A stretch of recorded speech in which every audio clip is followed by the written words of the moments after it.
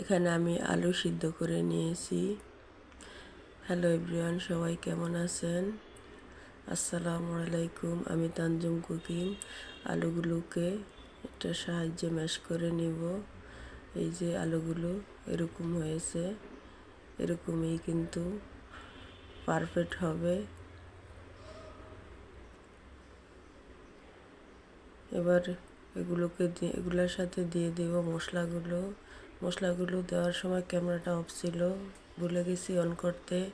এখানে দিয়ে দিয়েছি কাঁচামরিচ, পেঁয়াজ কুচি, ধনেপাতা, পুদিনা পাতা, ধনে গুঁড়া, জিরার গুঁড়া,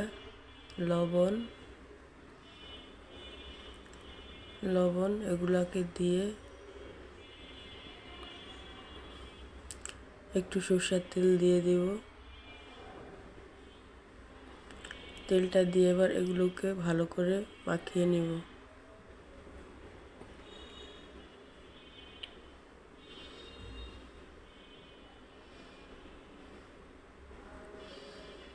এবার আমি বানিয়ে নিব চপের শেপগুলো।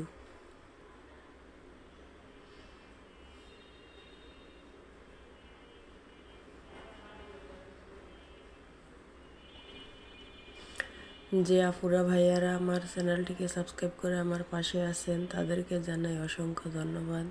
আমার পক্ষ থেকে অসংখ্য ভালোবাসা আপনাদের জন্য আছে, অসংখ্য দোয়া। যে আপুরা ভাইয়ারা আমার চ্যানেলটিকে সাবস্ক্রাইব করেননি, আমার রান্নাগুলো দেখেন ঠিকই, তাদের প্রতি আমার অনুরোধ রইল আমার চ্যানেলটিকে সাবস্ক্রাইব করে আমার পাশে থাকবেন প্লিজ। এই যে শেপগুলো আমি সব বানিয়ে নিয়েছি, এবার তৈরি করে নিব ব্যাটারটা। এখানে নিয়েছি বেসন, 2 কাপ বেসন, দিয়ে দিব 1 টেবিল চামচ খাওয়ার সোডা, 1 টেবিল চামচ লবণ, 1 টেবিল চামচ মরিচের গুঁড়ো, 1 টেবিল চামচ বেকিং পাউডার দিয়ে এগুলাকে একটু কিছুক্ষণ ম্যাশ করে নেব।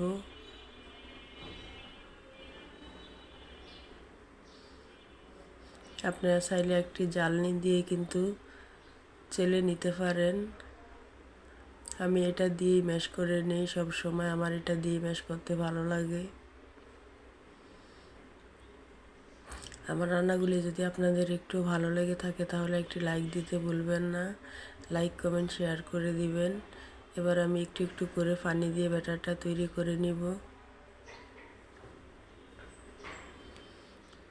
আমার রান্নাগুলি আপনারা দেখেন ঠিকই, কিন্তু লাইক দিতে ভুলে যান। একটি লাইক দিবেন, আপনাদের প্রতি অনুরোধ রইল, প্লিজ একটি লাইক দিবেন।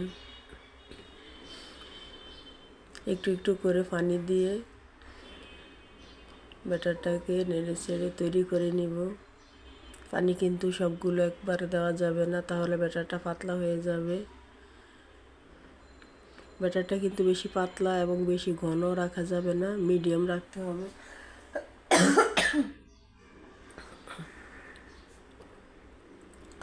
ঠান্ডায় গলার অবস্থাটা এত খারাপ। এই যে ব্যাটারটা সম্পূর্ণ তৈরি হয়ে গিয়েছে।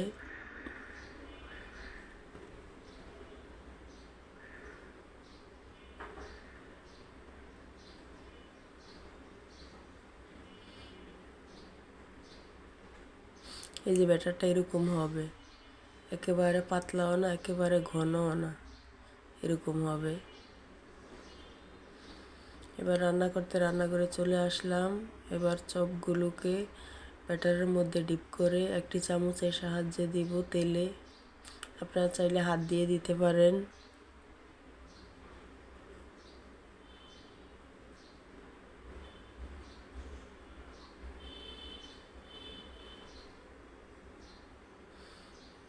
আমি এইভাবে এক এক করে সবগুলো চপ দিয়ে দেব।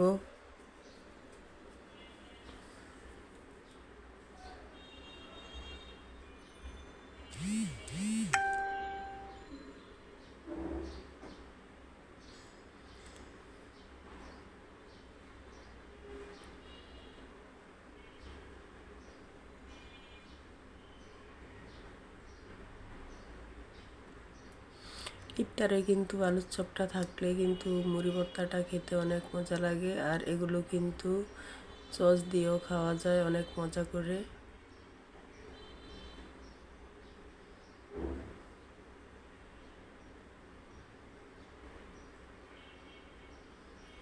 এই যে এক ফিট হয়ে গিয়েছে, অন্য ফিট করে দিচ্ছি।